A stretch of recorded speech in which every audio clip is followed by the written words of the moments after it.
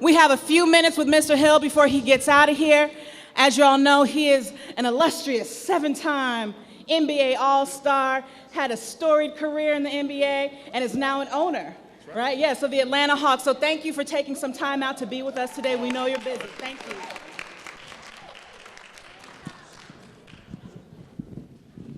Yeah, appreciate it. Thank you. Thank you all. First of all, it's a great honor to be here. I want to apologize in advance. I had a scheduling conflict, so I have to leave out of here.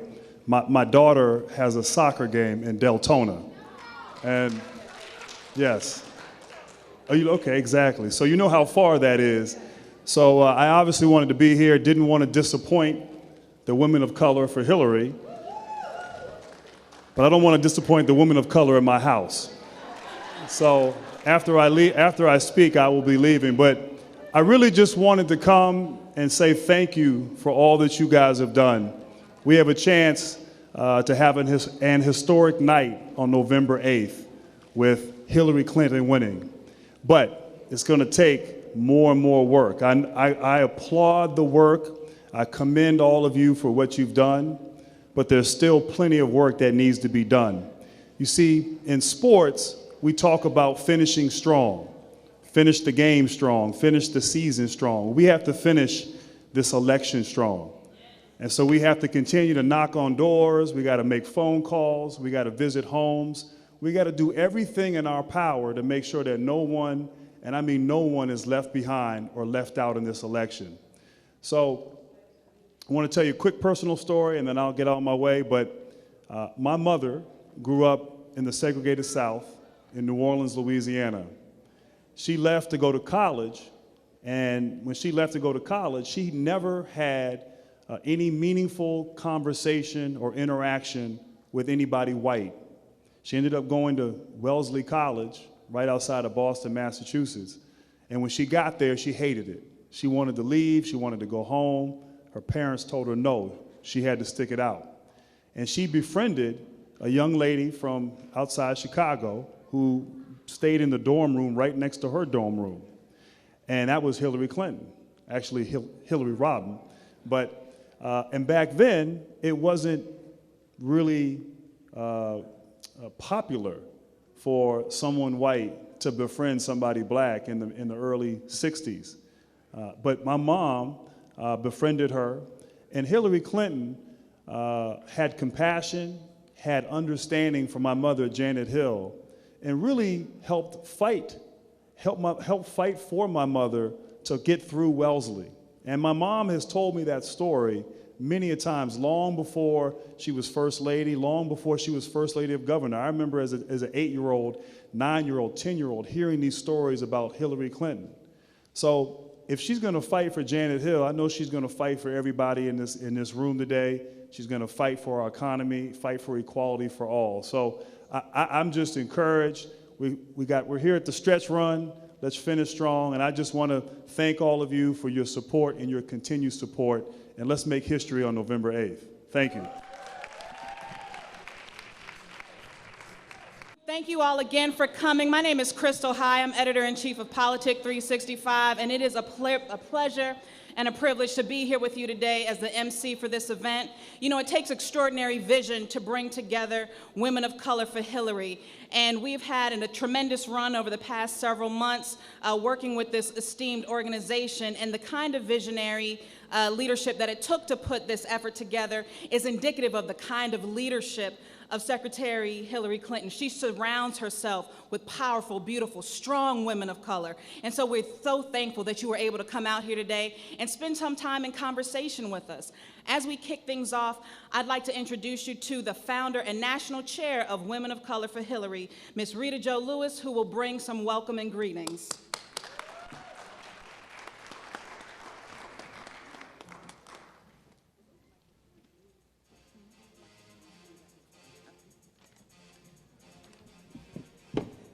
First of all, ladies and gentlemen, thank you for being here with us this afternoon. You know, Florida is a key battleground state, and that is why we are here. But it is so important that right here in Orlando, let's say Orlando. Orlando. Oh, come on, y'all can do better than that now. Let's say Orlando. All right now, because we have got to win this state. We got to win this city. We got to win this county. And we got to win this region. Because we have some great stars here for you today. We have our national stars. And we have our local stars. And we have so many of you that are going to be here. Now, we're going to have a lot of moving parts here today. Because we got some exciting things happening and some new people that's going to be added to the program. But we thank you for some of you who had an opportunity to speak with Grant Hill. You heard his story, and as he said, his mother was Janet Hill. We all knew his mother from our early White House days, and he's correct. If she will fight for someone in 1960 who was his mother, he said he knows that she's going to fight for all of us. And so we just want to thank the Orlando team and the Florida team for being with us today. We were just in Jacksonville, had a great event over there. And the reason that brought us here today, and she is on her way, is we are on what we call also a new release of a video of 5 women who know Secretary Clinton also very well. And they're going to come up later, but the 2 that are here today with us is Reverend Leah Daughtry. Let's give her a round of applause. Have her to stand up. We're going to hear her story in a minute. And then we also have Yolanda Caraway. You know, Leah was the 2008 and 2016 head of the Democratic National Convention. And wasn't that a great convention, ladies and gentlemen? And then our other partner in crime was Yolanda Caraway. And so, Yolanda, stand up, yes. Big PR executive and entrepreneur. She is here, so we're going to release this video today. And then we're going to have Secretary Alexis Herman, who is also going to be here. And then we're going to have a few more surprises. We don't want to keep you in suspense, but we might just a little bit. And then, where is Nick Anderson? Where is Nick? Is Nick still here with us? There's Nick right here. Yes, our own NBA star. Nick said he's going to be around today. So I'm going to give it back to Crystal, who is our own MC today, who is the editor-in-chief of Politics 365. And so as people continue to come in, we got a few more surprises, and we're going to move things fairly quickly so you can continue to do that voting that we're so excited about, and just glad that all of you are here with us. Thank you. So now, as we continue to keep things going, I'd like to call to the stage Aramis Ayala, who is a candidate for state attorney, who's going to deliver a welcome for us. And then after Aramis, thank you. After Aramis, we'll continue the party. Good afternoon, everyone. If you know me, you know this is not my voice. It was the things that we've been doing to promote Hillary. I lost my voice when President Obama was here, and I think we can all say that that was very influential in impacting us to be ready to vote for Hillary, right? All right. I want to welcome you all today and remind you that we're here for 2 reasons. Number one, we want to promote the only qualified candidate for President of the United States, and that's Hillary Clinton. We also want to spend some time rejecting the unqualified candidate who does nothing but promote hate. So while we are promoting her, we want to also reject all of the notions. When we come together here and we welcome each other, we come together as women of color, and we know that we know what it's like to be told that it's not your time. You're not lady enough. You have a dress on, so you need to act like it. We know too well what it's like to be all things to all people at all times and having little time for ourselves. Hillary Clinton has been the epitome of that, where she has dedicated her life and her career to people who don't look like her, who don't sound like her, who don't come where she's come from, and she's done it with her heart. That is the difference, and that is why I'm with her. I don't know about you, but I'm with her. You know, the biggest thing that I wanted to say is that women of color we've overcome the image of needing to ask for permission to be free in a free country. And at this point, I'm with her because she's ready for us to be free. She's ready for us to live with dignity. She's ready for us to have the rights that are inalienable, that are guaranteed to us in the Constitution of the United States. So I'm with her. I need you to be with her. I need every single person you know to be with her. We know what it takes to win. We will get out, we will vote, and we will win so that Hillary Clinton will be the next president of the United States. I welcome you.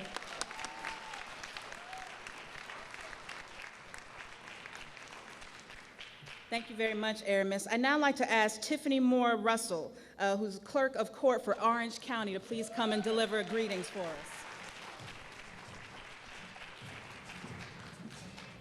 Good evening, Orlando. Good evening, Orlando. Now, I've been up since 6 o'clock, so I know y'all not tired. Well, Aramis, you gave me the first leg of this race. I'm going to take the baton, and I'm here to talk about the rest of the ballot. I bring you greetings on behalf of the residents of Orange County to tell you, once you make sure you're with her, don't forget she needs some help. If you did not pay attention these last 8 years, a president tried to do a lot of things, but there were some people that blocked his efforts. So we got to send Valdez Demings to Congress. Stand up, Val. Because Hillary needs help. Don't forget, we got a candidate in the race in the name of Patrick Murphy for United States Senate. Hillary needs help. And we cannot forget about our local legislators, our Florida legislature. You know, the president he came to Tampa about 6 years ago, him and Vice President Joe Biden, and they was going to give $1 billion to Florida for high-speed rail. And our governor said, no, thank you. So we got to send good people to the Florida legislature, like Amy Mercado sitting right here. We need help. And then we cannot forget our local elected officials. I see my sheriff, Jerry Demings here, our property appraiser, Rick Singh. And of course, she's not on the ballot, but she will be next year, our city commissioner, Regina Hill, the hardest working commissioner I know.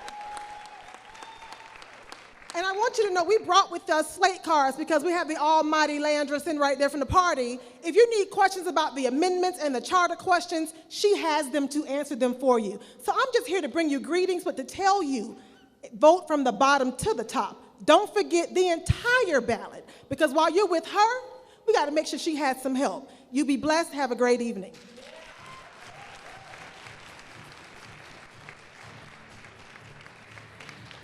Now, if these first few speakers are with her, and these are women of color that are powerful and dynamic in their own right, imagine the force that we'll be able to create in terms of affecting real positive change in this country when we all stand with her on Election Day and now during early voting. I'd like to ask Pastor Jonathan McKnight to come to the stage to deliver a prayer, and then I want to have on deck Reverend Dr. Pamela Powell, who's going to help us with the Pledge of Allegiance, and then Nicole Taylor, who's going to do the national anthem. Thank you.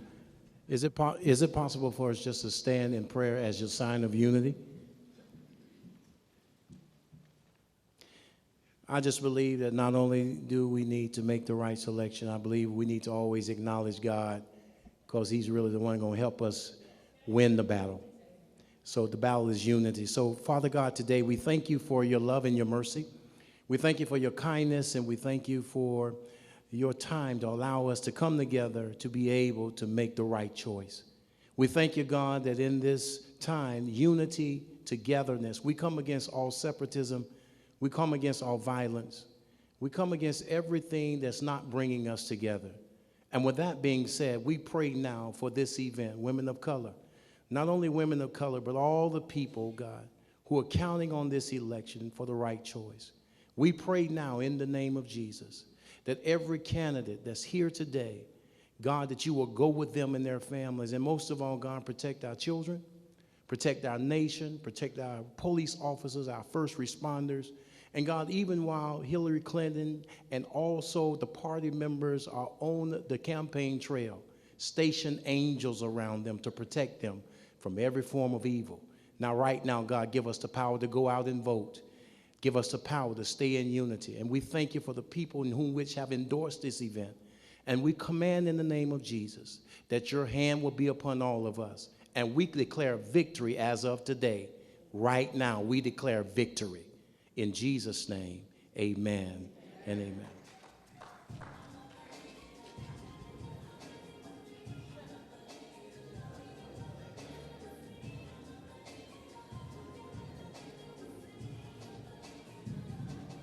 Good afternoon. With your right hand over your heart, let us now pledge of allegiance to our flag. I pledge allegiance to the flag of the United States of America and to the republic for which it stands, one nation, under God, indivisible, with liberty and justice for all. You may be seated.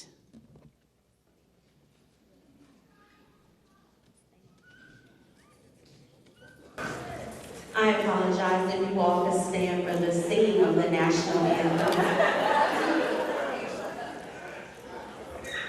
Oh, say, can you see by the dawn's early light what so proudly we hailed at the twilight's last gleaming, whose broad stripes and bright stars through the perilous fight o'er the ramparts we watched were so gallantly streaming. And the rockets rang aloud, the bombs bursting in air gave proof through the night that our flag was still there. Oh, say does that star-spangled banner yet wave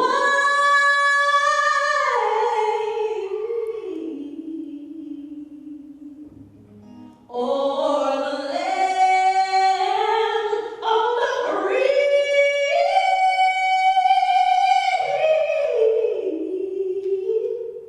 and the home of the brave,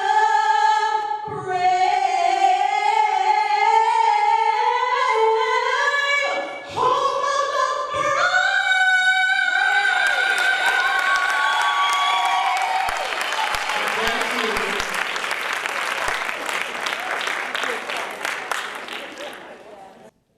You know, when you're traveling around the world, you never get tired of hearing that refrain because it is about the land of the home of the free and the land of the brave. And that's why it just gives me great honor right now.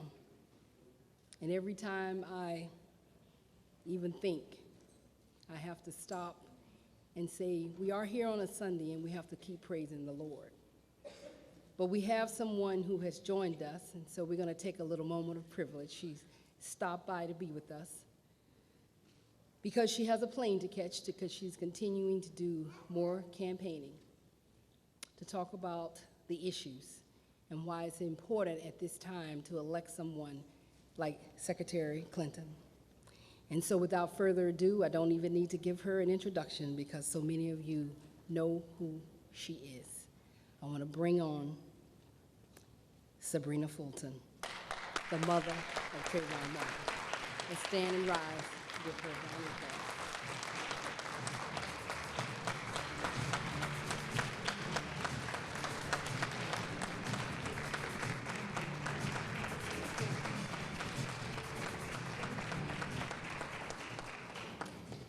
Good afternoon. I'm not going to hold you long because what I have to say, you pretty much already know. And I know that we don't have anybody in here that will not be voting. And so I feel like I'm speaking to the choir because I know you guys have already made up your minds based on what you've heard so far. I know I definitely have. I just want to let you know that Secretary Clinton stood with the mothers of the movement. She had a meeting with us over a year ago in Chicago, and during that meeting, she allowed us for us to tell our stories, our tragedies about what happened with our children. And she listened tentatively. Not only did she listen, but she took her own notes. That says a lot. She may have walked into that room as a potential presidential candidate, but when she walked out of that room, she walked out of that room as a woman. She walked out of that room as a mother, as a grandmother, as a wife. And she could relate to some of the things that we've said because she has a child of her own. And now she has grandchildren of her own. So she understood. Many of you heard about what happened with Trayvon and the tragic story, and I don't even know if she's here. One of my attorneys is out of Orlando. Is Natalie Jackson here? I love you too. She was very instrumental during the trial. She was very uplifting. And I like to surround myself with those type of people. Very smart people, very educated people, very thoughtful people, very spiritual people, and very strong people. That's what I found in Hillary. Hillary reminds me of myself. Hillary is a very strong person. And with people saying so many negative things about her, she's still standing. And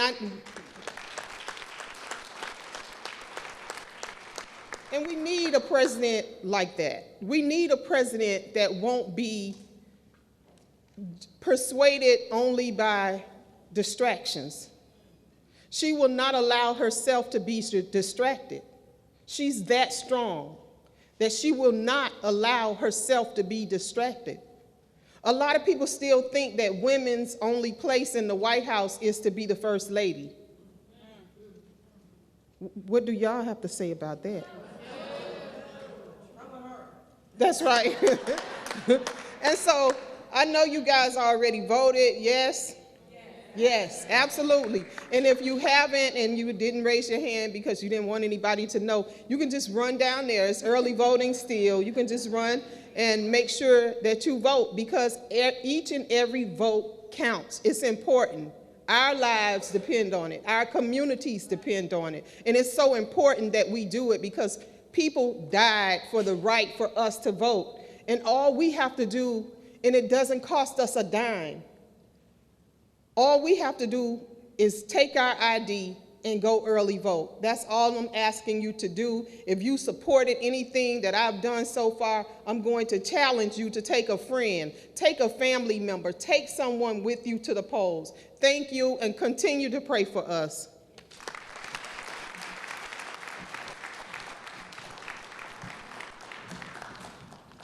You know, it's humbling to be in the presence of somebody who has taken pain and turned it into power. And now you're using your voice as a means of empowering other people. And so we thank you for that. You know, as we invite our next panel to the stage, I'd like Amy Mercado, who is the candidate for state representative for District 48, to come to the stage, and then she can introduce her panelists. We have a conversation now on faith and politics and our community, which makes so much sense because we hear the national anthem, we hear the Pledge of Allegiance, we hear the words of Sabrina Fulton, and we're reminded of both the promise of America and the ways that our country has sold us short.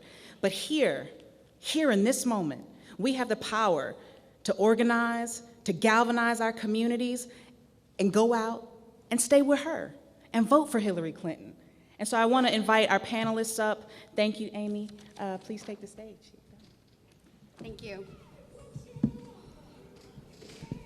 Good afternoon. I'm Amy Mercado. I'm the candidate for House District 48, which is Central Orange County. So if you know the airport, that's the heart of the district, right in the center.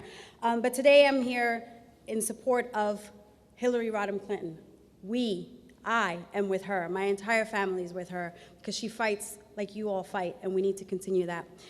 I'd like to invite our panelists. That would be Ms. Tanika Bango Cooper. She's an attorney at law and aide to Commissioner Regina Hill. I'd also like to invite Pastor McCray, who's pastor of the Experience Christian Center. I'd invite Ms. Lane Powell, founder and executive director of Tech Sassy Girls. And Ms. Natalie Jackson, attorney for the Trayvon Martin family.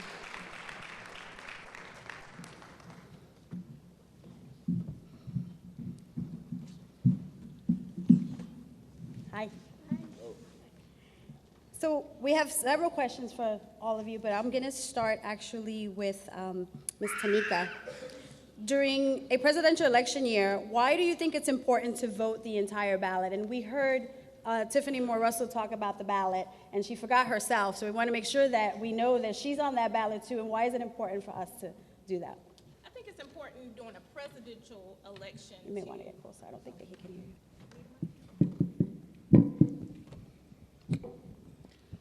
I think it's important to consider the entire ballot during a presidential election because the president needs support. And a lot of times, the impact in what happens right now is local government. And if we don't consider the entire ballot, then our local immediate impact is felt in local government. When you can't reach and get in contact with your local commissioners or your local elected officials, when you immediately have a problem, that's an issue. And people feel that. They don't expect to call the president and have their issue addressed. But when they have an immediate need, they call a local government and local officials. And we need to be able to address that. So a lot of times I think people don't consider local elections and local government in a presidential election because we get caught up in all of the hoopla. We get caught up in, commercials and different things like that. But it's important that we look at the entire ballot and put people in office that are going to support the needs of the community. And that's local government, and that's where it happens. The impact is immediate. When you have an issue with your trash and your garbage can, that's local. That's an immediate issue. That's an immediate problem that has to be addressed. So we have to enforce that, and we in the room know that, but we need to emphasize that when we go out into our communities and talk to people. Thank you. I'd like to piggyback a little bit on that. Ms. Natalie, what's your take on the impact of cases like Trayvon's when local elections are? Sure. I think one of my favorite quotes is the price of freedom is eternal vigilance. So that's Benjamin Franklin. That is what we do when we practice cases like this. I don't know, can everybody hear me? Okay, I can't pull this out. There you go. Yeah, I said one of my favorite quotes is the price of freedom is eternal vigilance. We have to maintain vigilance in everything that we do, especially when we're talking about government, because government affects all of us. I think that many people get it confused, and they think that the government trumps human rights, and they don't. And that's when we talk about cases like this. One of the things that I like to say when we talk about, for instance, police violence, I don't like to call it police violence because it makes police think that it's a personal thing. I like to call it government-sanctioned violence because our whole government and the foundation of freedom is based on the fact that we have human rights, and human rights trump governmental rights. So I think that the impact on elections in cases like this is making sure we have politicians who understand that the foundation of this country is based on human rights and affirming the dignity and humanity of every person. Thank you. So, Pastor, in the same line of questions, does your faith or does faith conflict with political views? Is that something that we have to reconcile, or can they work together? Good question, and I think that's something that we we see, especially in the traditional black church. We see that sometimes candidates support or actually carry out certain issues or agendas on their platform because They are there for the entire population. One thing that I'm excited about for me is that I have graduated to the level that I understand that I don't vote for just an issue with a candidate, but instead I stand on a platform. And so I look at the platform and I look at everything that's kind of going into place to see what's really best for us moving forward. My faith does not waver no matter what the issue is at hand. My faith is consistent, is constant. But I also understand that I don't think there's any candidate that you would agree with everything that is done. And we have to be much larger than the issue at hand and really be about how do we see the overall agenda bettering our communities and our societies. And so, no, it doesn't waver. And sometimes I'm supporting certain individuals that may come against some of the things that I do believe in, but I have to look at the totality of their platform. Thank you. Ms. Lane, how can we pave the way for current and future generations? You work with young ladies for full participation, especially in this century. I run a program called Tech Sassy Girls. It's for girls in middle and high school, and we teach them about science, technology, engineering, and math. And so as we think about our future and as we think about the jobs that are coming up, we're preparing girls for jobs that have not even been created yet. You know, by 2020, over 1.1 million computer jobs will be created, and we have to prepare our youth for those jobs. So our program is really about teaching the girls 21st century digital learning skills so that they can be prepared for these jobs that they're about to create themselves. And I'm with her because of her commitment to ensuring that every young lady will have equal opportunity and be on the same level playing field in this male-dominated industry we call STEM. I'm with her because of her commitment to computer science and ensuring that through this administration that every young person in kindergarten through 12th grade will have the computer science skills that they need and the computational thinking skills that they need so that they can be prepared for this 21st century. The girls that we work with, we had over 150 at our 5th annual Tech Sassy Girls Day conference at UCF. They can't vote, but you can, we can. So we need you to pave the way for these girls. We need you to help us create these jobs that haven't even been thought of yet. And so we're teaching these girls to be content creators, content makers, and to think outside of the box and think about how can they solve problems versus what do I want to be when I grow up. And that's why I'm with her. Awesome. I think we have time for one more question. This one's going to be for Pastor. How high do you hold ethics when it comes to the presidential candidates? We've heard a lot of rhetoric in this cycle. How high do I hold ethics when it comes to presidential candidates? I think one thing that we have to do is we have to see also the core of where some issues come from. I think that it's one side to kind of paint the other side, different places. I have to trust what the candidates say. And when they make a confession or when they make a statement about where they are, even in their faith or what they believe in, me being a person of faith, being a pastor, I'm also taught that we make mistakes at times. The solution to mistakes is in the church world called repentance.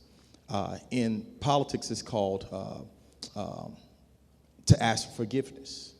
And so I think that once we have found ourselves in a position that may not be as attractive, when we can admit to something and we can admit to it to start the healing process to move forward with it, that gains respect all over again. And so I found myself enjoying and also gravitating towards candidates that understand that they make mistakes because I've made mistakes. And every person in here has made a mistake at some point in time of life. But your mistake does not define your future. Your mistake simply speaks to your past. Your conversation of acceptance and admittance of what you've done prepares you for where you're getting ready to go. And so when I find a person that can apologize and a person that can move forward, I trust them a lot more than the person that's perfect. Thank you to the panelists. I dropped something.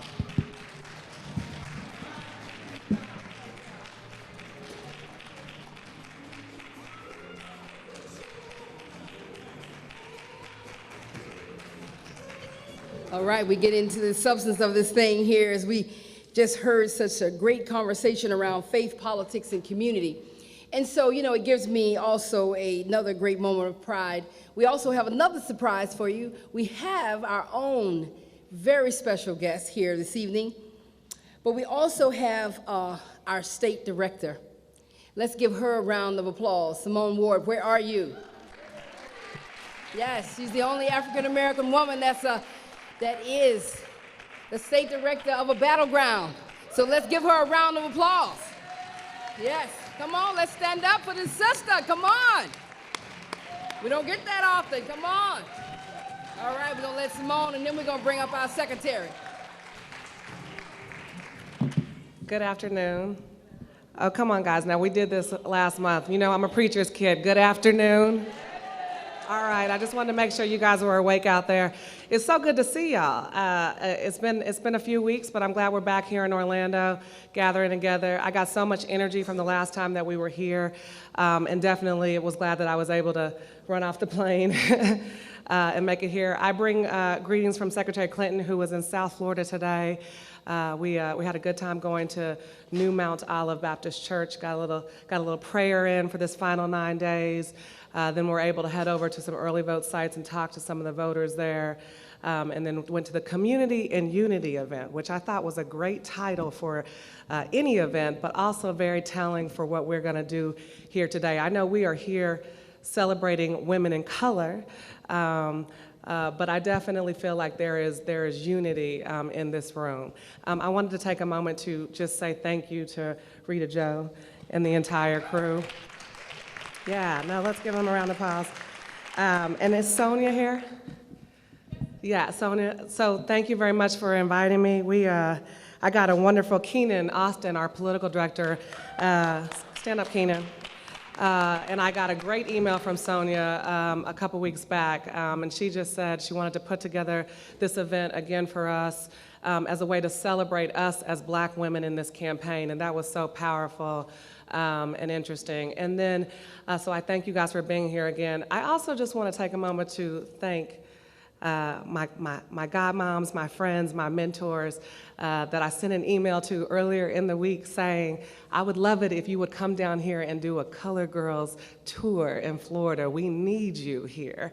And if you guys haven't got an opportunity to see the wonderful video that the campaign put together about the work that they have been doing for years, you are missing out, and we will make sure that you see that. It is not doing justice for the work that Yolanda and Reverend Daughtry and Secretary Herman and certainly Donna, Mignon, and Tina, who are not here with us today, have accomplished, but it is a good reminder of what we have left to do. And with 9 days left, I'm not going to stand up here and preach. We've got lots of good speakers to come, but I just want to thank you for everything that you're doing.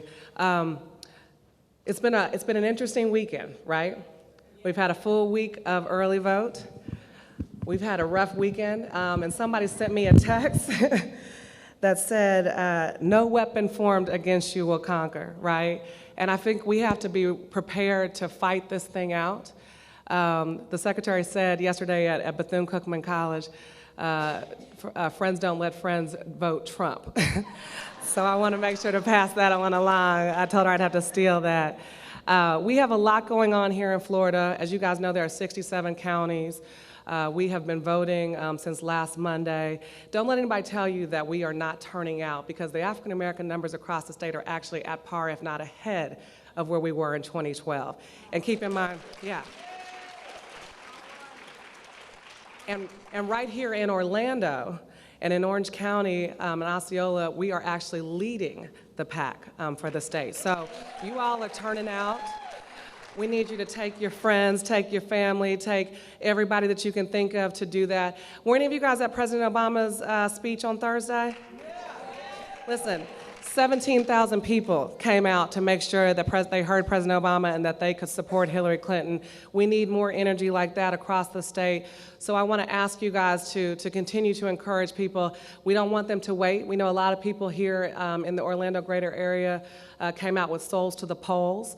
Today they took a lot of caravans for people to vote. They're going to continue to do that next Sunday, November 6th, and hopefully every day in between, right? There's too much at stake for us to wake up on November 9th and for Donald Trump to be president. And the reality is that the people in this room and everybody that you represent can prevent that. This is a 1% state, and I have said this to you all before. President Obama won in 2012 by less than 1%, 74,000 votes. So as much as there may be large rallies, and I loved the rally too, the end game, what really matters is turning people out. And that's where we are right now. I know Secretary Clinton is committed to winning the White House, winning Florida, and making sure that we are winning for Democrats all up and down the ticket. I see our next Congresswoman, Val Demings, here. I see our next state's attorney, Aramis, here, who gave a glowing speech at President Obama's rally last week. Again, you all should check that out. Lots of good opportunities. And I just want to make sure that we are working together, all boats rise together. So as African Americans turn out, as women of color turn out, they will make the difference in this election. And that's why we have the ground game that we do, because we're preparing for a photo finish.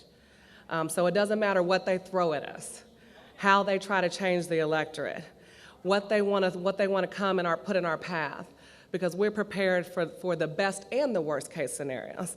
And I frankly think that that's what we do as women. That's what we do as women of color. And in particular, I am reminded of our wonderful First Lady's comments when she says, when they go low, come on y'all, when they go low. All right, I'm gonna leave you with this because President Clinton reminded me of it earlier in the week. He said, he quoted Margaret Thatcher, who he reminded us he didn't necessarily agree with her politics, but what she said was, if you want something said, ask a man. But if you want something done, ask a woman. And I would dare say, if you say ask a woman of color, you'll get it done and then some. So thank you all. Have a good one. Let's vote.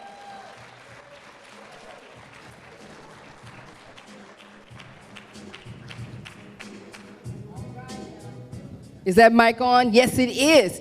Well, first of all, let's just give our state director from the Battleground, Simone Ward, another round of applause. You know, it's important for us to be in this room. We are streaming live, and so we want to be able to make sure we go outside of this room because that's really what's important. And so, you know, we have Onyx Magazine that's actually here who's going to be putting it out there. Well, I think we got a lot of Onyx folks here. We're just really excited. But, you know, when I am here surrounded by local elected officials, I've spent my life working with local elected officials. And when I see our sheriff and see our next congresswoman in this state, it just gives me just I don't know, I just get very excited. But the thing that is always very exciting to me is when you have a woman who happens to be an African-American woman, who became the first black woman as the Secretary of Labor that said she wanted to come to Orlando and to also be here with you. So without further ado, let's give it up right now for Secretary of Labor, Alexis Herman. All right. Thank you so much, my sister. Thank you. Thank you. I said to Rita, I don't want to be on the stage. I want to be down here, Congresswoman, so I can touch and feel and see. Bless the name of the Lord today. Bless the name of the Lord this day. I am so glad to be back in Orlando.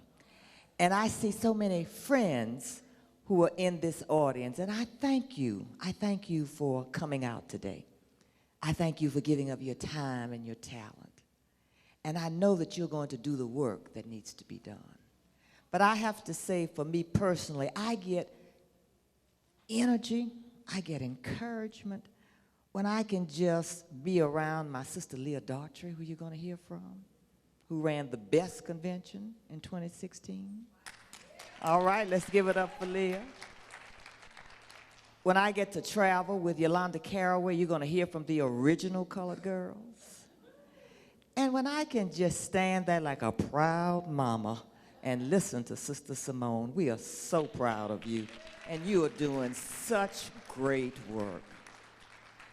But you know, when I look at the women, my brother, who are in this room today and the work that we have to do, I am reminded of my favorite South African proverb.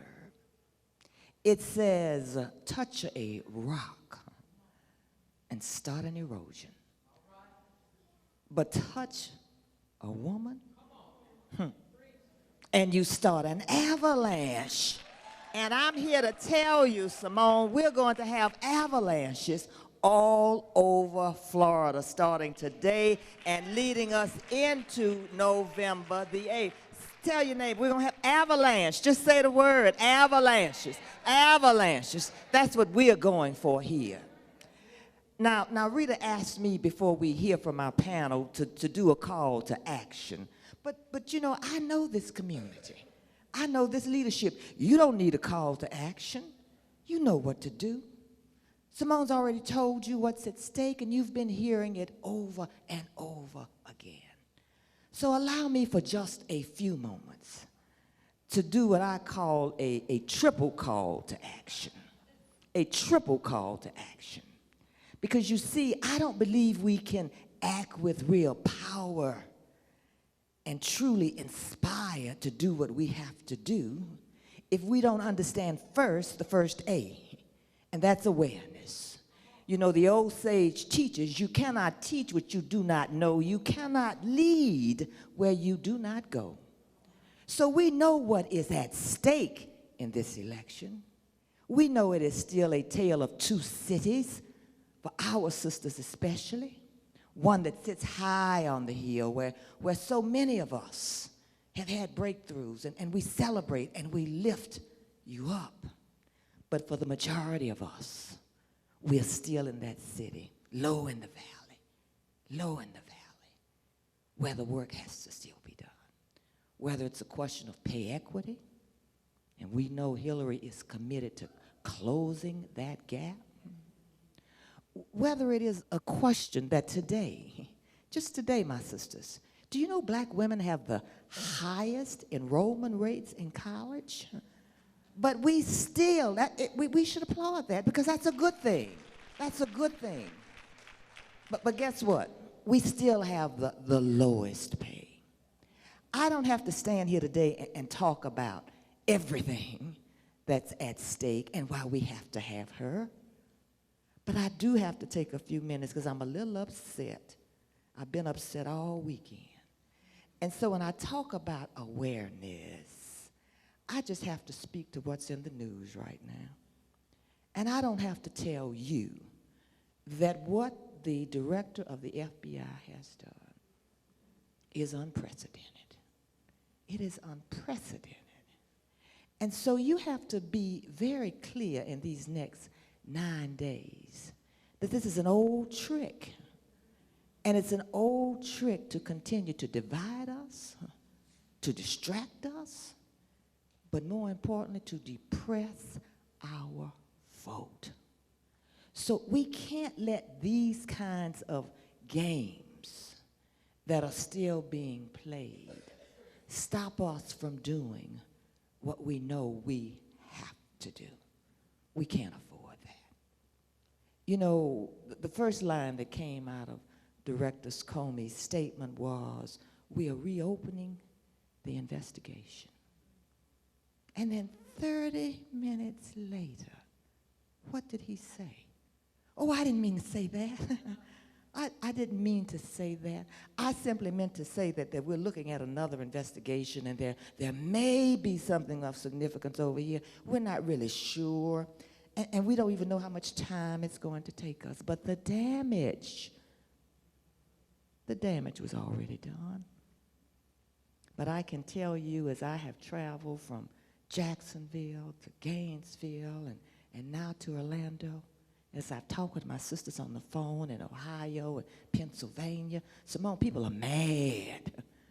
It has backfired because they understand what is at stake. And so I encourage you to be even more emboldened now. Be even more emboldened now so that we can say, I don't think so.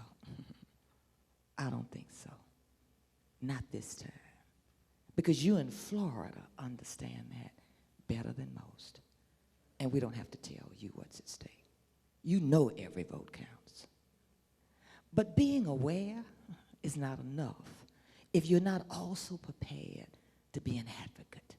That's my second A. And what is an advocate? An advocate is someone who stands up, who speaks truth to power. Because you can't just be informed, you can't just know for yourself why we have to have Hillary as our next president. You have to know it for your children, for your families, for our country. And you have to be willing to teach, to speak out, to vote early. And I know most of you in this room have done that, so that you will be free to take somebody else, so that you will be free to get on the call and say, have you voted? You have to be the workers now laboring in the vineyard to make sure that on November the 9th, we're able to say, to God be the glory. Mr. Trump can talk about fixing elections all he wants to. But we know who the master fixer is.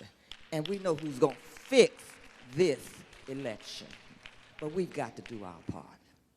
And so as I talk about acting and a call to action, I always say I don't believe in a fate that falls on a person however they act, but I do believe in a fate that falls on a people however they act.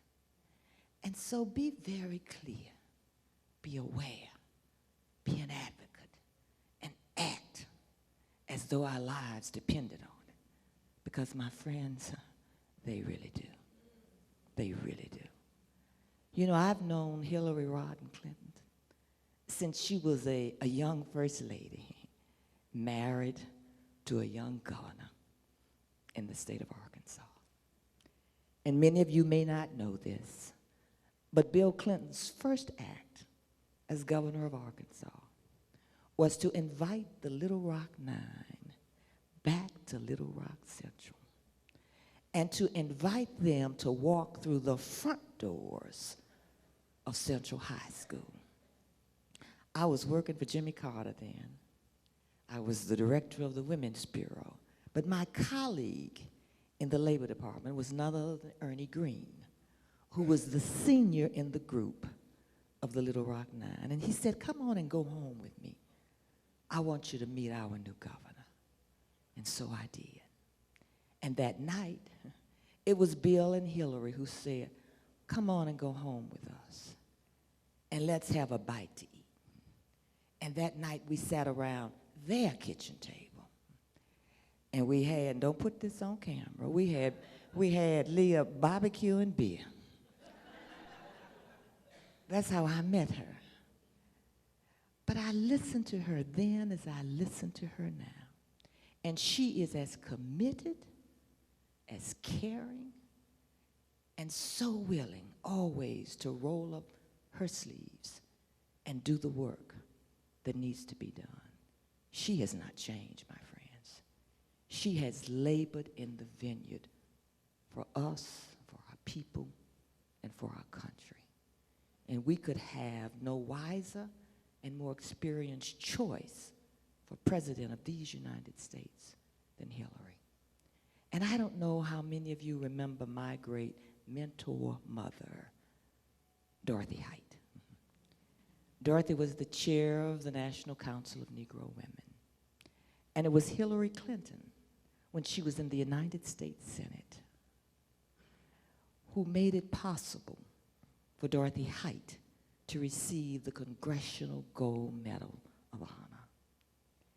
And when it was time for them to prepare that medal, and in that fabulous ceremony where Hillary and then the Speaker of the House and President Bush presented it to her, Hillary said to her, Dorothy, what do you want them to write on your medal?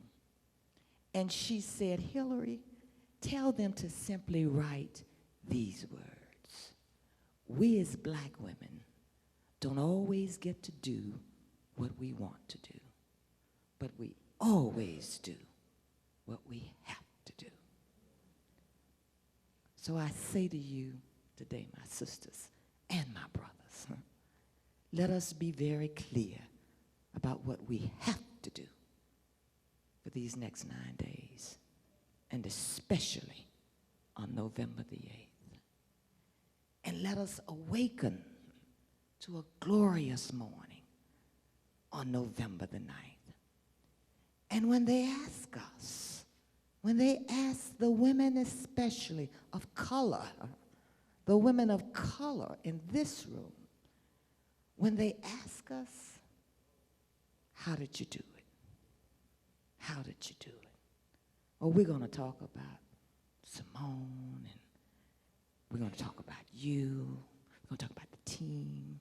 We're going to talk about all of our people. But you know what I want them to say about me? I want them to say we did it. Because the black women of color in this country, this nasty woman, this nasty woman showed up and showed out and voted for the next commander-in-chief of these United States.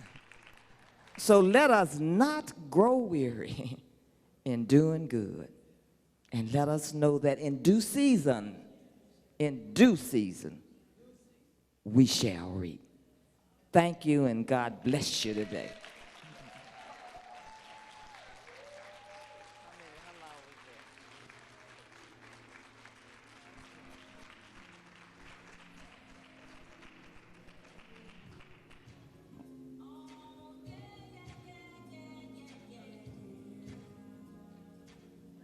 How's everybody doing?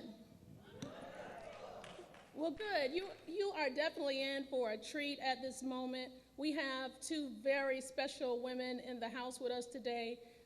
There's a story that goes on and on and on that I could certainly tell for you, but we're fortunate enough to have Secretary Clinton have prepared a brief bio that tells a little bit about these ladies and the rest of their crew in D.C. So we're going to let that play as we ask Ms. Yolanda Caraway. The Color Girls started off back in the 1980s. Mignon and I, we worked on the presidential campaign of Michael Dukakis. The Color Girls started off back in the 1980s. Mignon and I, we worked on the presidential campaign of Michael Dukakis. And there was a moment in the campaign when there was a decision to put the senior staff on one floor and the rest of the staff would remain on a separate floor. But the net effect of that change would mean that most, if not all, of the people of color would end up on a different floor. We decided at the end of the day that the staff should be inclusive of all of the individuals, regardless of your rank. And so that evening, late in the day, Mignon Moore and I went up to the upper level to find some available space. And I don't know what spirit came at us. Donna Brazile started writing on a piece of paper, and I took a piece of tape and put it on the door, and it was all she wrote. We really are just trying to make our mark in life by helping people. I've always thought that Color Girls was not about the color. You can be African American, you can be Hispanic, you can be white, but will you swing the door wide open when you're at the table? Will you raise the tough issues? Will you think about the people that are locked out when you're at the door? And if you bring that type of sensibility to the table, I would call you a color girl. We argue, we fight, we fuss, we cook, we laugh, we dream, we plan together, but most importantly, we think about how we move our communities forward into the future. My sister and brother Democrats, welcome to Philadelphia. One of our proudest moments was the first night of the convention. All 5 of us were there to nominate the first woman president of the United States. And we're just so proud of Hillary. Certainly her history extends back when she was investigating school discrimination and segregation in the Deep South. And she took that risk of going undercover to look at schools who were freezing out children of color. Those were dangerous times. She just had those values that you really wanted to see in a leader. She spent a lot of time talking to Dr. Height and Dr. Angelo, and she was always trying to pick their brains on, okay, what can we do better? How can we reach more children? How can we change more lives? Every time I talked to Secretary Clinton, she asked me about voting rights. She asked me about access to the ballot. She asked me about voter registration. She talks about young people and the role that they will play in the future of leading this country. This country still does offer the American dream. It doesn't always offer it equally. And she wants to make sure that everybody who aspires to it can actually attain it. Your vote is your voice in this country. The ballot box is where you can tell the nation how you feel about the issues that are confronting our communities. And if you don't vote, you're saying that I don't care, and I'm going to leave my future in someone else's hands.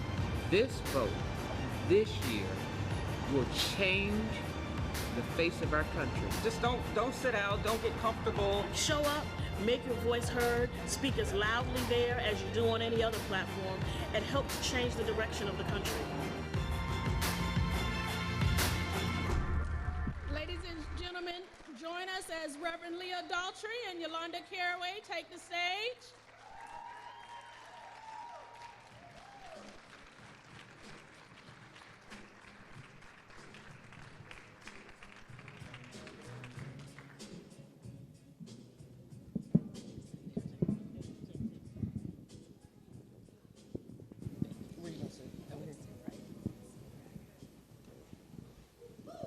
How y'all doing?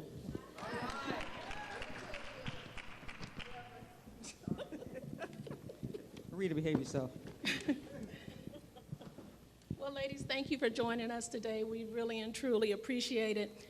You all, we have the opportunity to ask these amazing women anything that we want to today. As long as they've been in the game, as long as they've been in the circle of the Beltway, I'm sure there's a lot of stories to share. So, just kind of start thinking about that, because I asked Ms. Yolanda on yesterday, are you limited? She said, tell them they can ask me anything they want. Now, we've gathered a few questions, and if you like, yes, ma'am, and if you like, each one of you, there's a single mic. Just stand up, wave your hand, we'll make sure you get the microphone. We have a few right now that we'll ask, and either one of you can chime in when you want. So the first one is, you know that Hillary Rodham Clinton personally, and you've known her for years. What's the heart of the woman set to be our next president of the United States?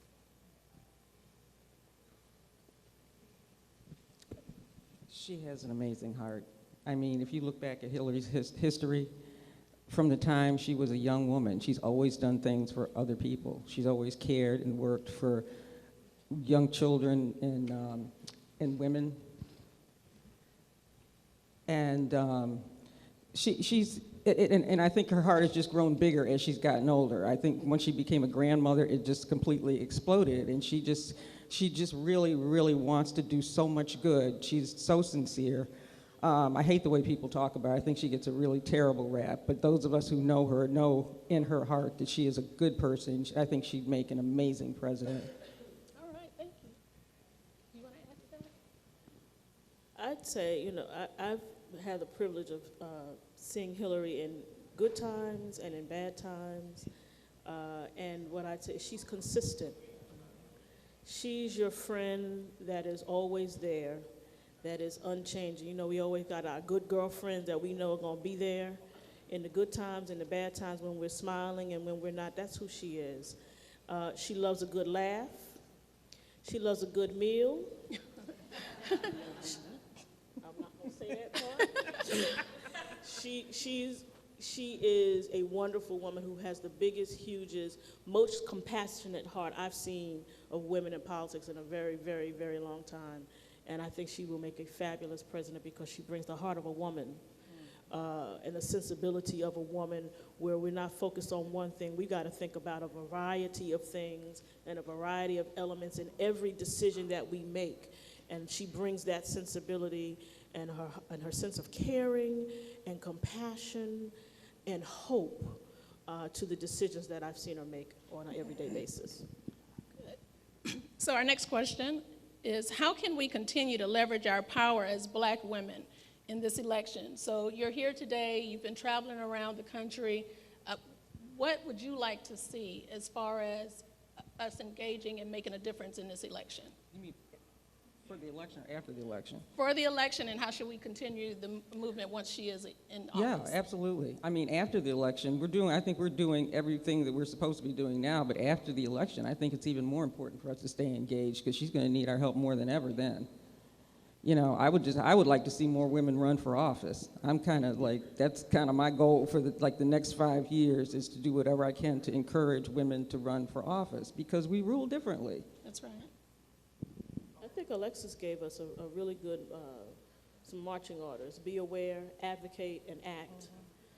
And it's not enough, when I talk with my congregation about how you vote and when you vote, it's not enough to vote and then go sit down on your couch. You've got to vote and then follow up, because what you're doing when you're voting is you're employing somebody. You're making an employment decision. And there are none of us who would employ somebody and then never check on them. That's right. And never follow up and never give them a report card. So it's our responsibility as the folks who are employing a president of the United States to check in on them. Let them know how they're doing. Let them know what you need from them, and then hold them accountable. So the 3 A's that Alexis gave us, being aware of what's going on, advocating for the things that we need and deserve in our communities, and then acting on that. Power concedes nothing without a demand. That's what Frederick Douglass said. So we can't expect Hillary or anybody else to read our minds about what's important in our communities. We have to stand up, talk about it, and then demand that she act on the things that that are pressing in our communities. Thank you. Great answer. We're going to get a little personal. So we understand that there's a sisterhood. We understand that you have worked the Beltway for a very long time in a very special way. And we also know that you've been friends and you supported Hillary for a long time. What do you say to those people, to those individuals that go back and they look at the beginning of the primary election, moving forward, when there were other candidates in the race, knowing that you ladies, to include the entire colored girl group, were running different aspects of DC, what do you do to those that say perhaps they were biased? Perhaps, from the beginning, there was a back support of Hillary Clinton? Because, we've heard this in the media. What are your thoughts when you hear this type of rhetoric coming out?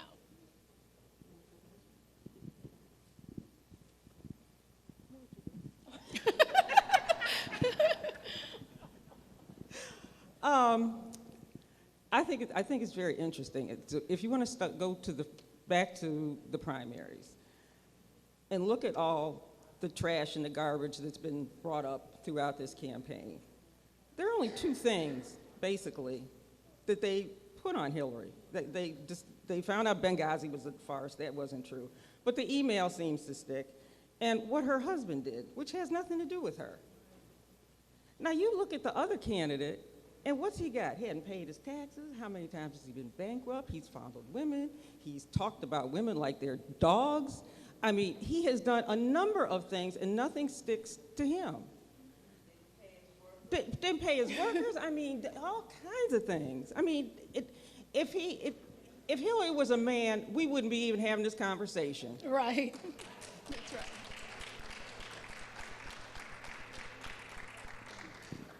For me, it is a personal question for me, because I have always worked for the party.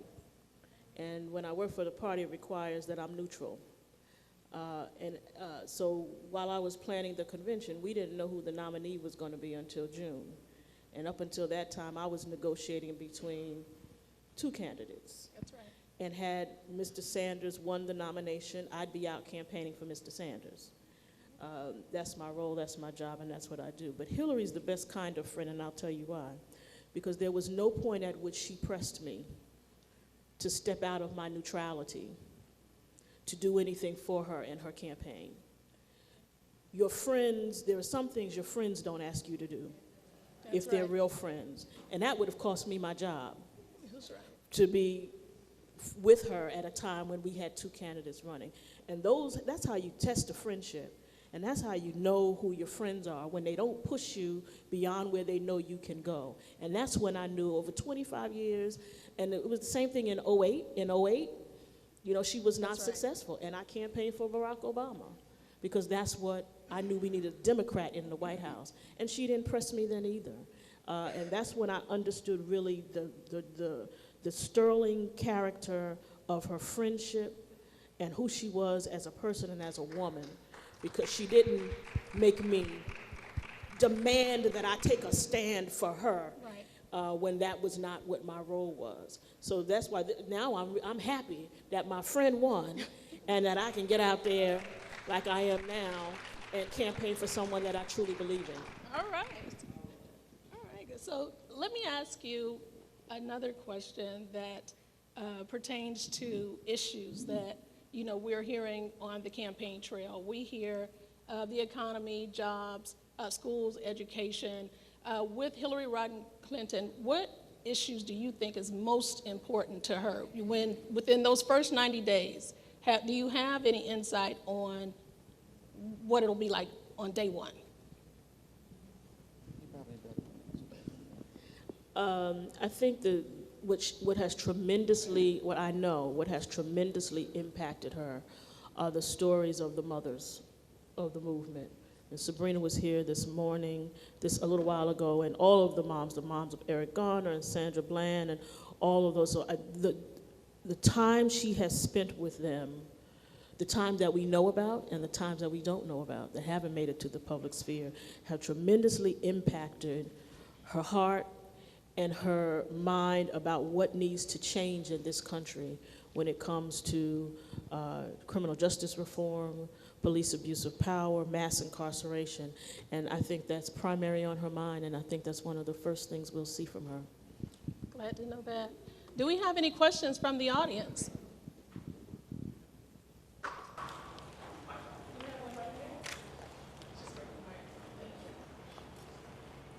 Question from our state attorney, Ms. Karen Ayala. Ms. Parker, please. How close you know Secretary Clinton? I would like to know, because I'm a woman of faith, is she a woman of faith, and does she pray? Yes, she prays, and yes, she is a woman of faith. I know from personal experience, I have prayed with her. I say her scriptures every day. She is something that's really important to her. That is the core and the foundation of who she is. And she takes it very seriously. She has her daily prayer time. It's important to her. It is what guides her, sustains her. You know it's true because she's able to keep her calm. Yes. And keep her center and not get rocked off her foundation by all the things that would have killed many of us. Right. But she stands in her truth, and that truth is built on the foundation of the rock of her faith. I was going to second that because I don't know how many of you all saw that second debate. I don't know how. I saw Hillary last week, and I said to her, I don't know how on earth you kept your composure if that man was talking to you like that. She said, well, it was pretty weird. But I don't know. I don't know anyone that could have contained the composure with someone doing that while you got to be thinking, and on top of everything. I mean, and that's faith. That is faith. Look, I'm a pastor, and that night I think I would have been reaching for my holy oil to have an anointing service right on that stage. And I'm Pentecostal, so you know we're going to lay you out. We were laying on our hands that night. I marveled what she was able to be. So she didn't even give him a glance. He was walking back and forth. She didn't even turn her head. I swear, I keep saying to people, if Hillary had been a man, there would have been a fist fight against her. You know it's true.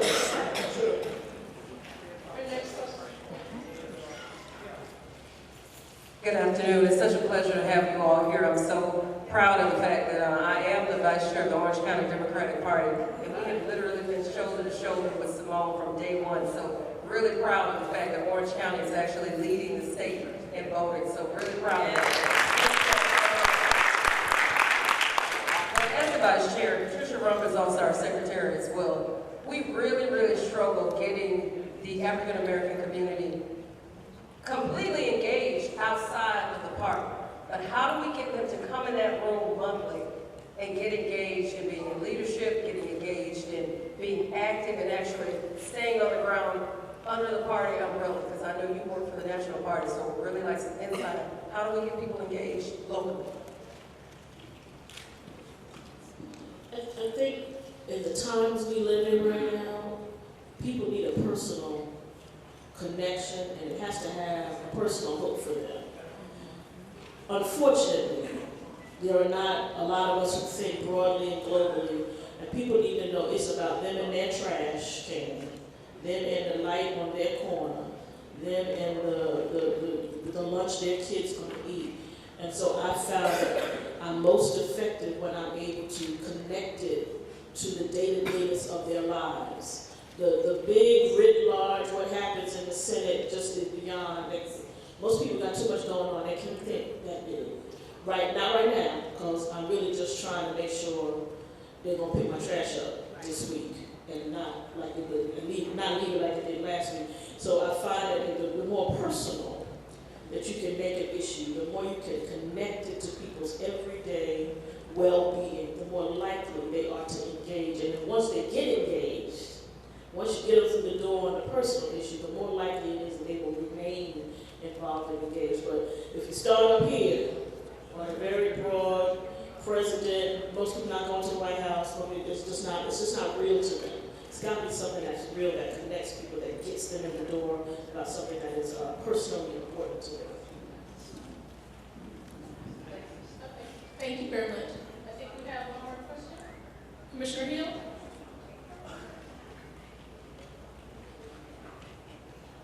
Thank you. It's an honor to be before you. Thank you for coming down. I know the Mothers of the Movement is really a priority to soon to be our president, Hillary Rodham Clinton. But one thing that I noticed, and I know she came down to speak with the 49 families from Pulse. She also took notes, just like what Sabrina was saying. She took her own notes, and that was something that the families took notice of. But when it comes to gun control, here in Orlando, we're having multiple murders, and that's throughout the nation. And I know Congresswoman, when she gets there, she's going to fight to ban assault rifles. I'm hoping.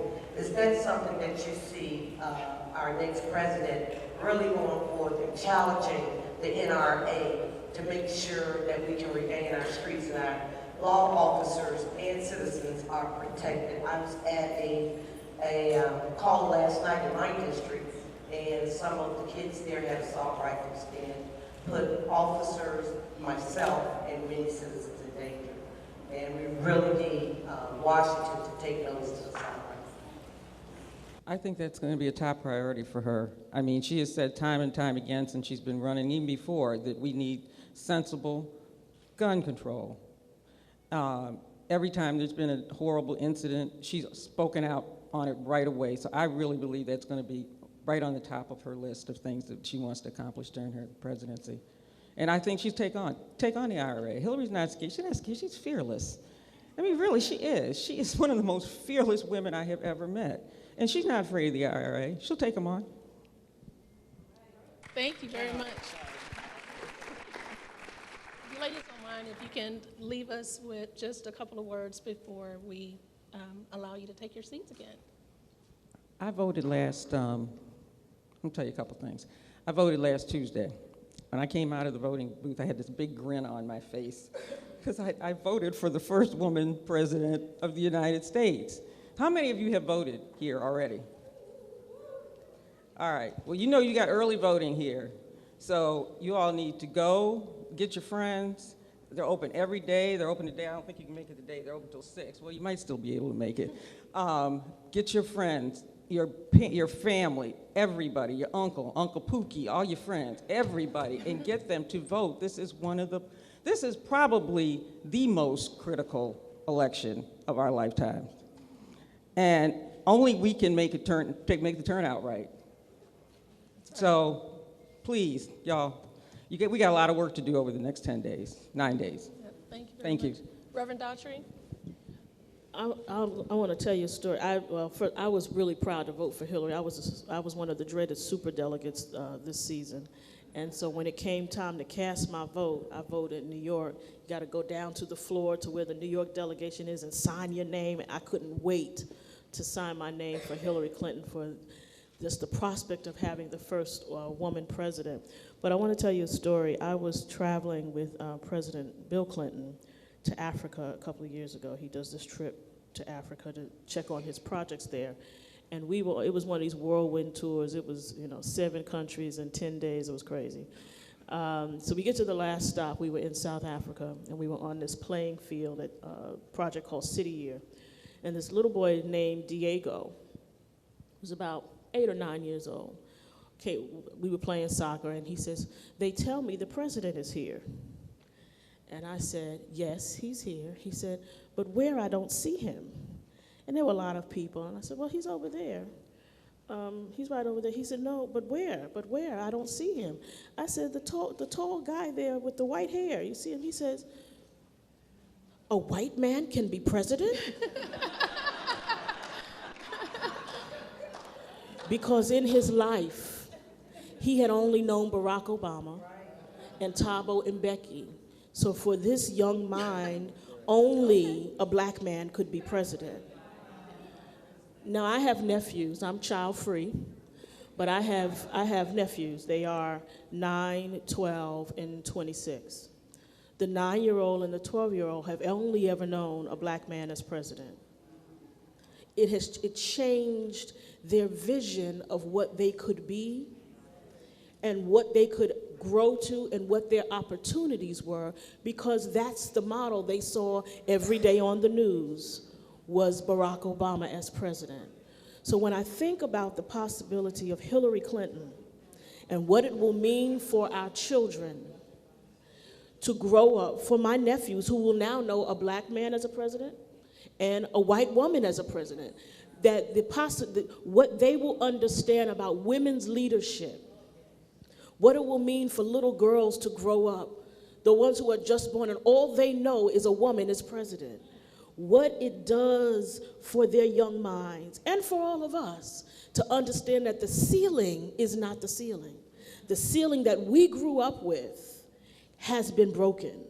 What that does for possibility, to raise and to lift your vision about who you are and for what you can do, is just mind-blowing. And that's what I'm excited.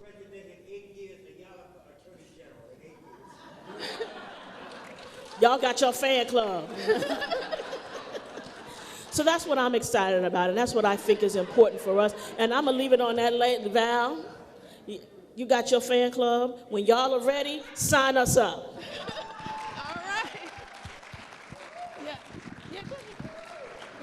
I had one more thing I wanted to add to what Leah was saying, and it's something that happened last week, and it's on the same tone. So we were in North Carolina last week. We went down to Charlotte. I have 2 grandnieces that live in Greensboro, and one is 16 and one is 8. They're both birthdays are next month, so they'll be 17 and 9.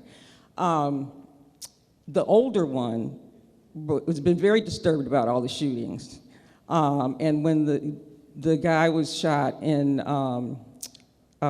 Greensboro, I guess it was, or Charlotte, she took it upon herself to write a letter and came up with a plan for responsible policing, a 3-point plan. So she took it to her, she's in Jack and Jill, she took it to her Jack and Jill chapter, and all the kids signed on to the letter in support for her. So her father sent it to me, and I sent it to our good friend Mignon Moore, who was working for Hillary, and Mignon sent it to our also good friend Darren Peters. It helps to have good friends in high places.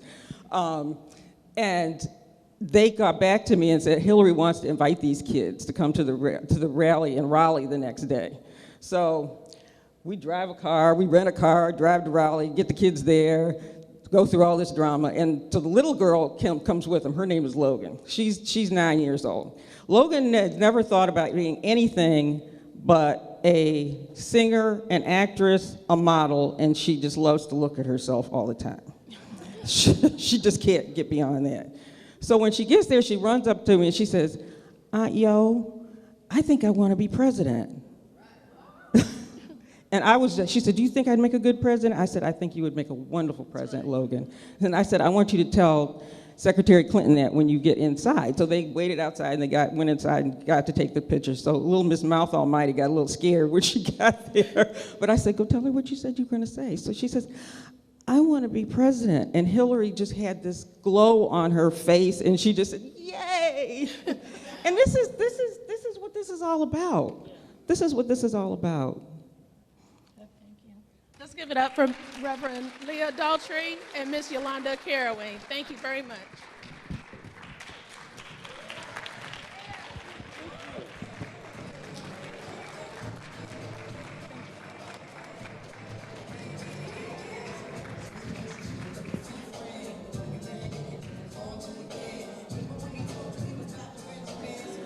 Well, since y'all was jamming and you were already on your feet, you could stay on your feet. We have with us today Mr. Greg Francis, who's a shareholder with Morgan & Morgan, and he's going to help bring to the stage our future Congresswoman, Val Demings. So, Francis, Greg, it's on you. Good evening. Don't get quiet on me now. I know it's a woman event, but good evening. It is a pleasure to stand before you today and have an opportunity to introduce to you one of my good friends. But as I begin to introduce her, I am remiss if I don't say, isn't it funny how princes and kings and clowns that caper in sawdust rings and common people like you and me are builders for eternity. Each is given a bag of tools, a shapeless mass, a book of rules, and each must make her life is flown, a stumbling block or a stepping stone. We have an opportunity today, and I'm with her because I know that Hillary Clinton will build stepping stones for our community, for our country. I do not think that it is coincidence that with all the things going on in the world, our heightened tensions with Russia, the strife in Syria, ISIL, shootings in America, that we have a chance at this point to elect the first woman to address those many things. As the Bible says, for a time such as this. I'm also honored to stand before the colored girls and what you have done by standing up, even within our own Democratic Party, to saying that we matter, that we exist. You see, by doing that, you are also planting a building block for what we are about to do in electing Hillary Clinton as president. You planted a building block for what we're about to do with the election of our new Congresswoman. Yeah. But we want to help. We want to help. So in order to help, we want to send to Washington, D.C., a young lady who was reared in a two-room wood frame house, the youngest of Eloise and James's children.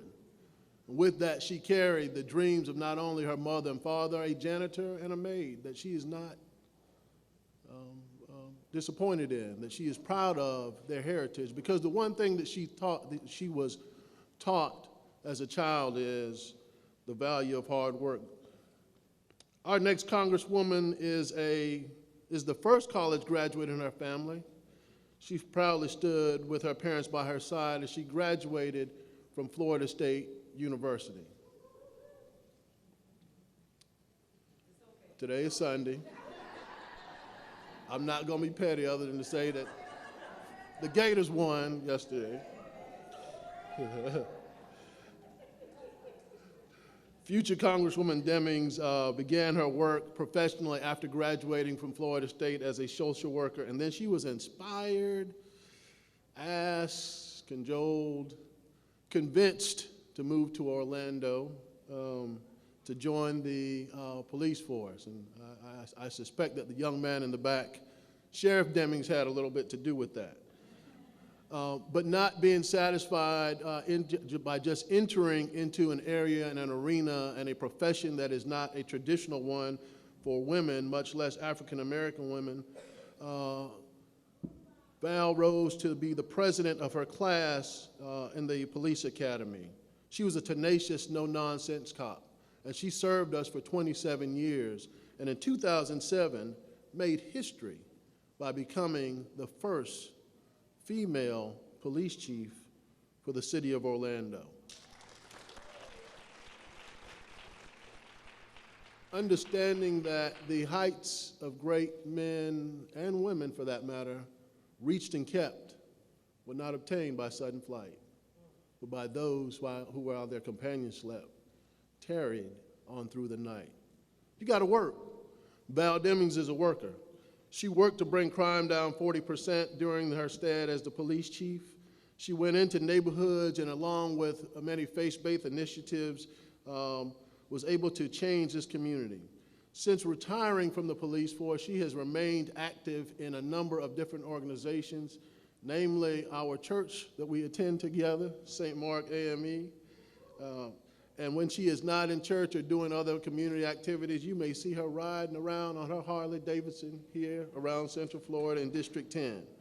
Ladies and gentlemen, friends and family, stand with me as I introduce to you my friend, your friend, our next future Congresswoman, Val Demings.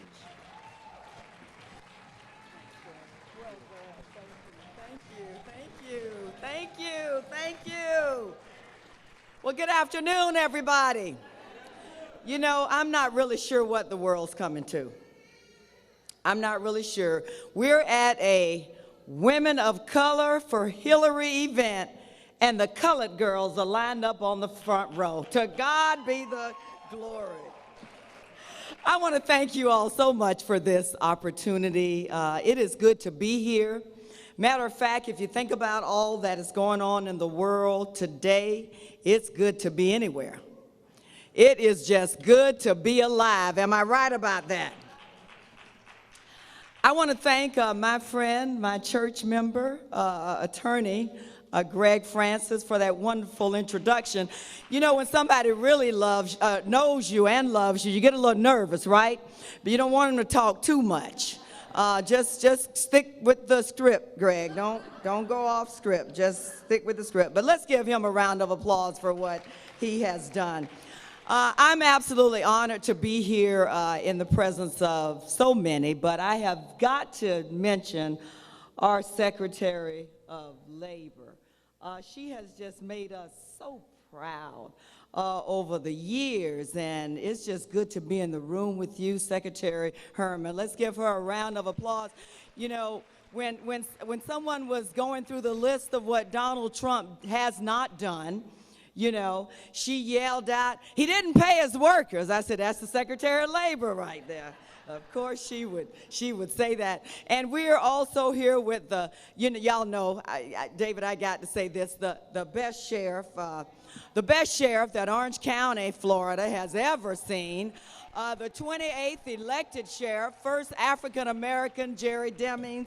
He's going to be on his way to another event. It's all good. It's all right. Don't y'all say, don't leave the room and say, you know, he walked out when she was speaking.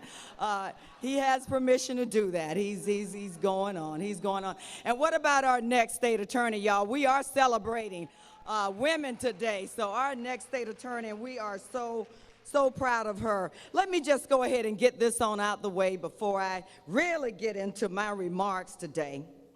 Let me just get this on out the way. I'm so glad to be a woman. Women, come on now. I'm celebrating being a woman. It is a good time to be a girl. It's a good time to be a girl. Just look around this room. Y'all look around the room. Look around the room at each other. It's a good time to be a woman. You know why? Women are movers and shakers. Women, go ahead and give yourselves a big round. Commissioner, y'all give yourselves a big round. We are celebrating women today. We celebrate Commissioner Hill, who's on the front row. Y'all go ahead and give her. We're celebrating women today. Y'all heard Greg said it. My mother, who cleaned houses for a living and who did not graduate high school was sure to teach me that girls are special too.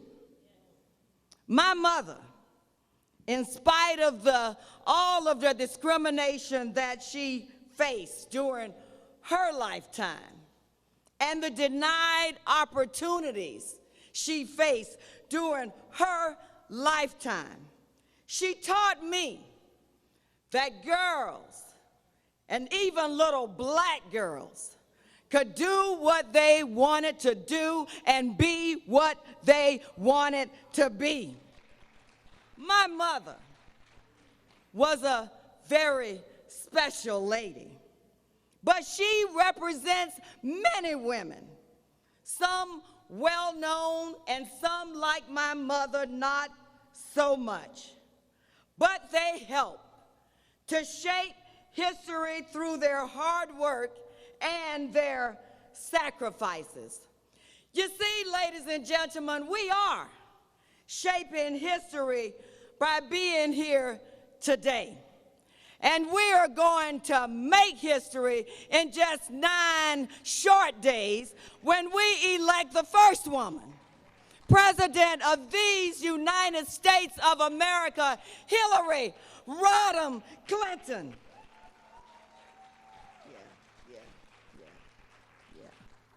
Yeah, we're going to make history. Some people will say it's not about her being a woman.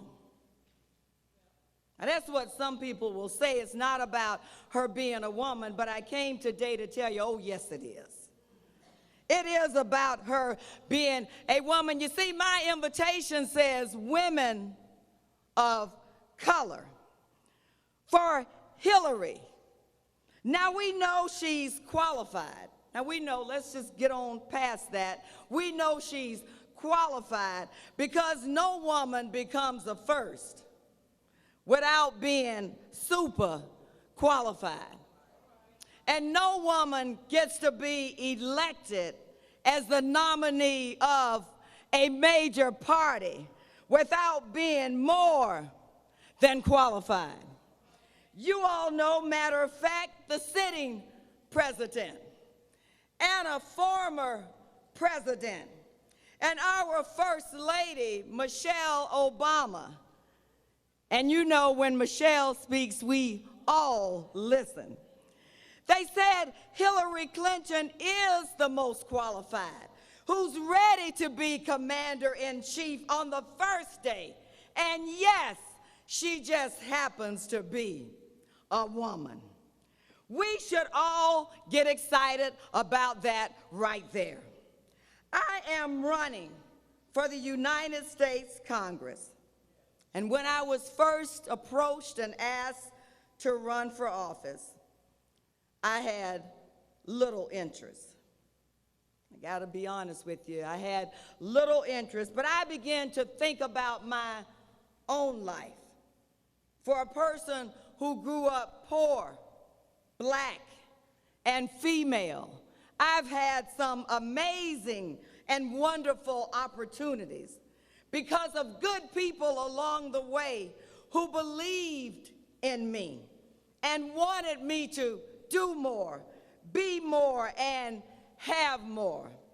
I made the decision to run because I do believe that every person, regardless of their gender, the color of their skin, the curl in their hair, or the number of zeros in their bank account, deserve to have a fair shot in a country that we say is the greatest country in the world. And I want my 4 granddaughters, the mother of 3 sons, but I have 4 granddaughters, Angel, Autumn, Aubrey, and Anai. I want them to be able to see their dreams come true. I want to have their backs.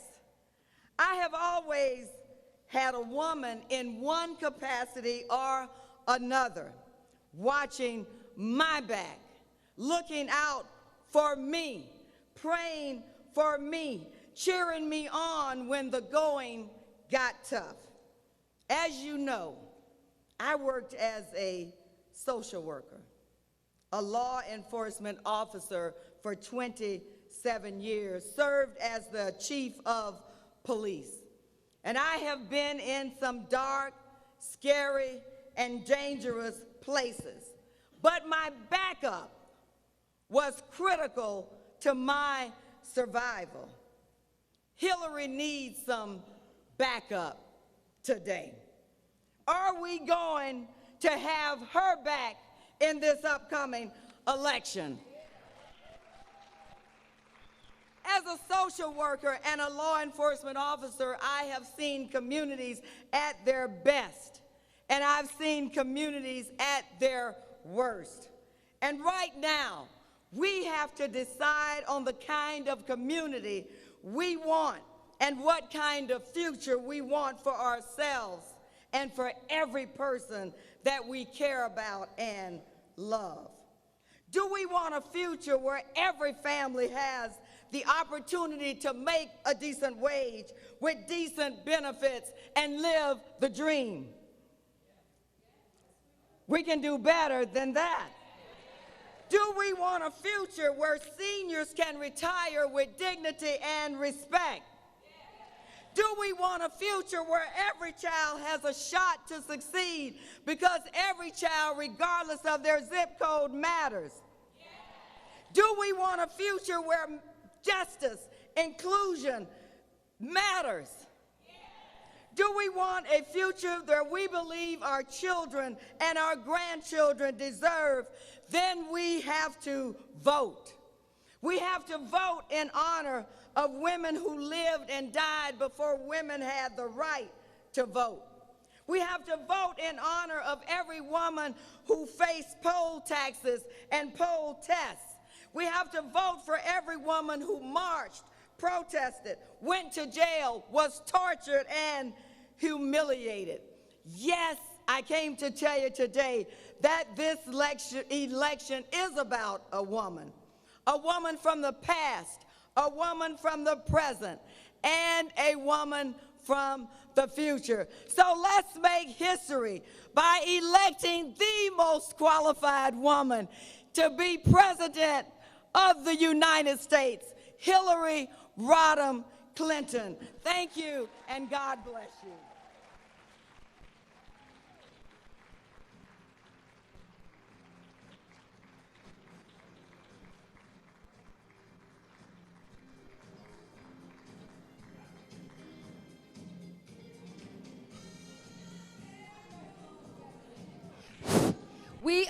We have just heard from a mighty leader. Let's give a round of applause for our next Congresswoman, who will also be making history.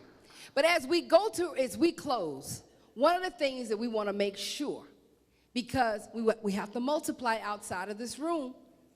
We keep doing that over and over and over. And the way we're going to do it is why? It's how? Social media. And it's just as important, we know, as that one-to-one contact that we're doing in this room. So the most important thing is, the hashtag is, with Secretary Clinton, is, I'm with her. Let's say, I'm with her. And the women of color created, she's got my back. So let's say, she's got my back. So what did Val just say? We're going to say it together. I'm with her. Because she's got my back. And you know what? It is so exciting to be here with so many of you, because you all have had our back as we have gone around the country talking about Secretary Clinton. You know, when people were saying to me, Rita, what kind of effort do you want to see? So many of you who have known Secretary Clinton, I said, well, whatever we're doing, it's for Secretary Clinton. But the thing about Secretary Clinton, she's real clear that it is about the downstate ballots. That's what is going to be important in this election. So having our next state's attorney, having our county clerk, having our congressional leader, having school board and others in this room, it's what really is important. So we are talking about, Simone, how we continue, as my sister the bishop says, how do we continue to stir things up? We got to stir them up here in Florida. We got to stir them up in Orlando like we have never done before. We cannot rest on our laurels. We cannot sit back and be complacent. And let me tell you why. The Color Girls already told us. It's about each and every one of you.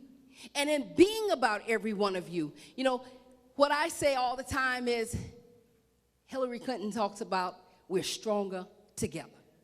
Stronger together. That's another hashtag. We got to keep it out there.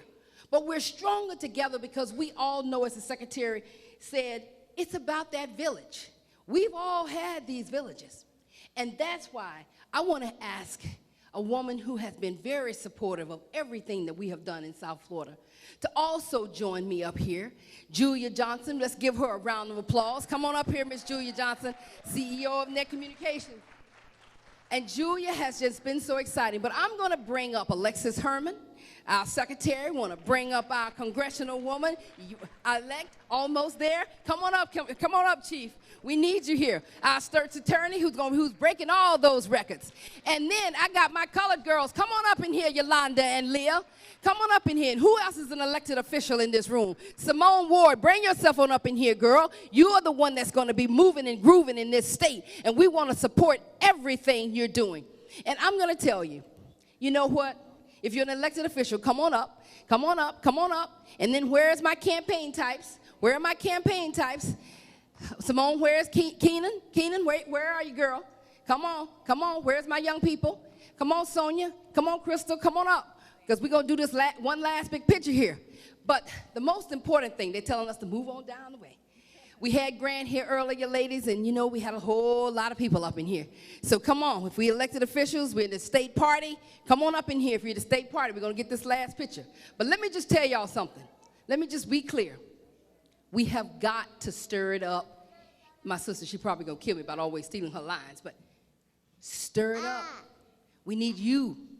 We need each and every one of you, because you are the ones on the front lines that are telling your family, telling your friends. And in so doing, we're going to elect a commander-in-chief. As I said to somebody, nobody needs to introduce Hillary Clinton to a leader around the world. Nobody needs to introduce a leader, this particular leader, around the world. I tell everybody, when that United States plane lands anywhere in America, and anywhere around the world, we will be proud. We will be proud as Americans that we are on the front line, the women in this room, women of color. So I want you to reach back and go get all your friends. If you haven't voted, we all got to vote. If you know somebody else that hasn't voted, you got to tell them to take somebody. Because at the end of the day, when we wake up, or even go to bed on November the 8th. What we're going to do, Secretary Herman? We're going to elect Hillary Rodham Clinton. So, you know, I'm going to allow, because she is all of our mentors, our secretary to have these last words, because she said, okay. Because, you know, we've all been with her, Leah and Yolanda and Secretary Herman and I. We've known the secretary for over 25 years. More so, probably, I think we may be telling it about 30 now, right? Okay, so we're going to leave that out. But the most important thing is that she knows all of you. And we are here to let Orlando know that we need you, we need your vote, and we need you to carry people with you.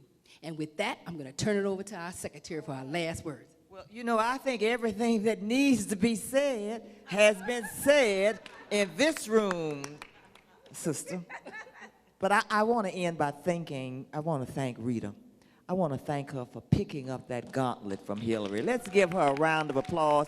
She didn't have to do this, but she did. So God bless you and thank you. And I just want to leave us, I think, listening to my Congresswoman Val. I'm claiming it. I'm claiming it. You know, our First Lady told us when they go low, we go high. So let us remember that over these next 9 days. Let us remember, my friends, that we are climbing Jacob's ladder. And every round goes higher and higher. And here in Orlando, we are expecting you. We are claiming it here, that you will take us and all of America with you to the top when we elect Hillary Rodham Clinton as our next president of the United States. Thank you.